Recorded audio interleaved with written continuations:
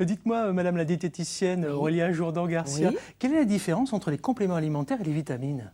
En fait, les compléments alimentaires vont apporter des nutriments, dont les vitamines ou des minéraux. Donc en fait, les compléments alimentaires, il n'y a pas une distinction avec les vitamines, ce sont des compléments alimentaires. Je propose de voir en image ce que ça donne, compléments alimentaires aux vitamines. On y va.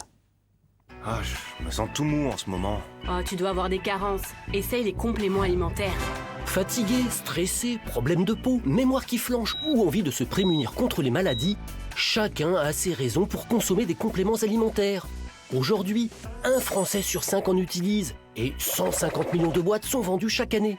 Vitamines, minéraux, plantes, les compléments alimentaires sont recommandés en cas de carences avérées. C'est souvent le cas du fer pour les femmes enceintes ou de la vitamine B12 pour les véganes. Vous pouvez aussi y avoir recours pour votre bien-être, mais attention aux excès et aux mélanges. De fortes doses de vitamine C peuvent entraîner des crampes d'estomac et de la diarrhée. Des doses élevées de vitamine A, de vitamine D et d'autres nutriments peuvent entraîner à long terme des problèmes de foie et de reins ou des problèmes cardiovasculaires. Les compléments alimentaires peuvent aussi interagir les uns avec les autres ou avec les médicaments que vous prenez déjà. Méfiez-vous aussi des sites internet qui vendent des produits échappant à tout contrôle et donc dangereux. Et surtout, on ne le redira jamais assez, un régime alimentaire équilibré nous procure 100% des nutriments et vitamines dont nous avons besoin. À table. Qui a déjà utilisé des compléments alimentaires ou des vitamines ici? Oui, Nicole, non. Benoît? Non. Ah ben vous êtes le bon élève, vous. Hein Aurélia? Oui. Ah ben voyez. Bon, alors, qu'est-ce qu'on doit penser de tout ça? Non, alors, on va déjà reprendre la base, c'est-à-dire la définition légale d'un complément alimentaire, parce que les gens, ils ne savent pas ce que ça veut dire, en fait, un complément alimentaire. Ça veut tout dire et ça ne veut rien dire. Donc, les compléments alimentaires, ce sont des denrées alimentaires qui vont venir compléter un régime alimentaire équilibré. Donc, ça vient compléter, ça ne se substitue pas, ça ne remplace pas un repas. Et donc, en fait, ils vont être constitués de sources concentrées en nutriments et en substances qui vont avoir un effet nutritionnel sur la santé et physiologique. D'accord ?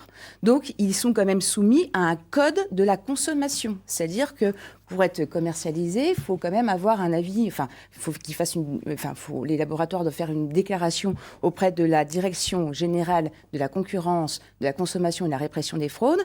Et effectivement, après, il y a encore des contrôles qui sont effectués. En France, je précise. Oui, parce qu'avec Internet, on peut aller en 2 clics chercher des compléments alimentaires ou des vitamines. Alors, oui, tout à fait. Ah bah complètement. Et après, alors, le problème qu'il y a des compléments alimentaires, c'est que les compléments alimentaires, ils sont présents sous forme de gélules, on les retrouve sous forme d'ampoules, de sachets, on va les retrouver sous forme de comprimés. Et c'est vrai que dans la tête du commun des mortels, on se dit, ah bah tiens, c'est comme un médicament. Alors qu'un complément alimentaire n'est pas un médicament. Il n'a pas d'effet thérapeutique pour guérir une pathologie, une maladie.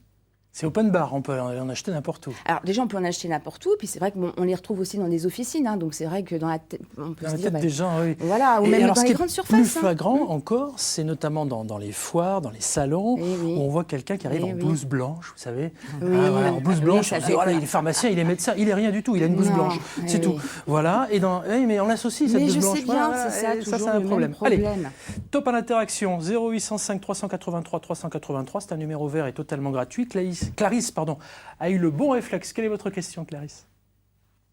Alimentation saine et équilibrée, les compléments alimentaires sont-ils vraiment nécessaires? Merci pour votre question, Clarisse. Alors, est-ce qu'on peut se passer, oui ou non, de compléments alimentaires? Alors, quelqu'un qui est en bonne santé, qui mange équilibré, varié, diversifié, le complément alimentaire n'aura strictement aucun intérêt à le prendre. Donc, on peut faire des économies. Ah bah complètement. Il n'y a pas d'intérêt de prendre des compléments alimentaires quand on n'a pas de carence. Et puis, surtout, ce qu'il faut savoir, c'est qu'on peut prendre des compléments alimentaires, mais c'est sous avis médical. C'est-à-dire qu'on ne va pas s'amuser à se dire « Tiens, je vais prendre ci, tiens, je vais prendre ça, je suis peut-être carencé ». Ben, pour savoir si on est carencé, on fait déjà une prise de sang, on va demander l'avis à son médecin traitant. Et si effectivement il y a une carence, et ben là du coup, le médecin traitant pourra orienter effectivement à prendre tel ou tel type de complément alimentaire, sachant que les compléments alimentaires ne sont pas remboursés par la sécurité sociale. Aussi, il faut le dire. D'accord. Ça veut dire que les compléments alimentaires, si je vais plus loin, sont simplement à destination des personnes qui ont des risques qui ont été identifiés via le médecin traitant, cette fameuse analyse médicale qu'on peut avoir, etc., analyse de sang. Analyse de sang, analyse d'urine, oui, tout à fait. Alors après, il y a une certaine population où on peut effectivement préconiser des compléments alimentaires. Ça, on est d'accord.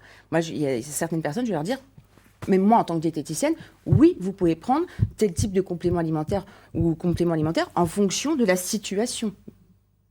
Oui, parce que j'ai compris. Parce qu'en fait, on peut avoir ce qu'on appelle une supplémentation, par exemple. Voilà. C'est ça? Je vous donne un exemple. Je ne suis pas médecin, mais j'ai compris que... Je vous donne un exemple très concret.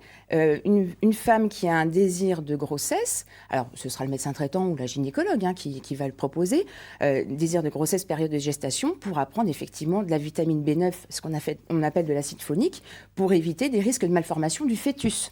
Et c'est conseillé, pour le coup. D'accord. Une femme ou une jeune femme qui a des cycles menstruels très abondants ou avec des risques de carence en fer, là effectivement après une prise de sang, on pourra lui dire bah oui, là pour le coup, il faut prendre du fer pour pouvoir éviter d'avoir cette carence.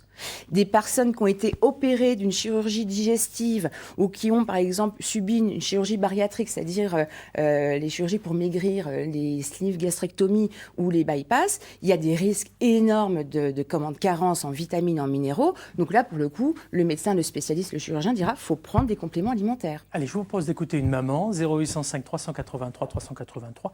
Quelle est votre question, s'il vous plaît?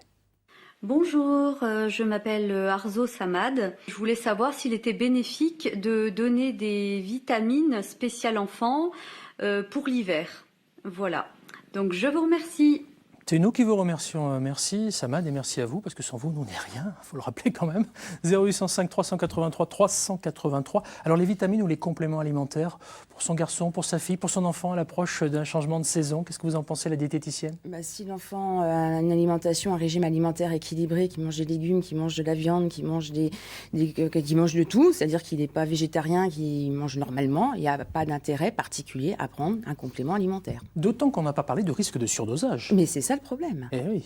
Parce que le problème, c'est que les gens s'auto-médicamentent. Tiens, comme je vous disais tout à l'heure, tiens, je vais prendre ci, je vais prendre ça. Alors du coup, l'interaction des compléments, vu qu'ils sont très concentrés en nutriments ou en vitamines, le corps, en fait, va avoir un surdosage d'un coup. Ça va faire ce qu'on appelle le shot, c'est-à-dire qu'il y a un surdosage qui arrive dans le métabolisme et ça peut avoir des effets dramatiques, voire même de mortalité. Il ne faut pas l'oublier. Vous avez calmé Nicolas Ortiz, qui en prend de temps en non, temps. D'un coup, là, je suis je n'entends plus rien. fascinée par ce qui est raconté. Je trouve qu'on n'est pas assez informé. Et je pense que c'est vraiment une très bonne chose de remettre chaque élément effectivement dans sa justesse. L'église au milieu du village, comme on dit. Ah oui. Donc les compléments alimentaires et les vitamines. Et si je peux apporter, c'est que aussi déjà dans notre alimentation, dans l'industrie agroalimentaire, on retrouve déjà des produits qui sont enrichis, ce qu'on appelle les fameux adicaments. Donc on retrouve déjà des vitamines et des minéraux enrichis dans l'alimentation. Donc c'est avec modération. Puis il faut avis médical. Eh bien super. Merci.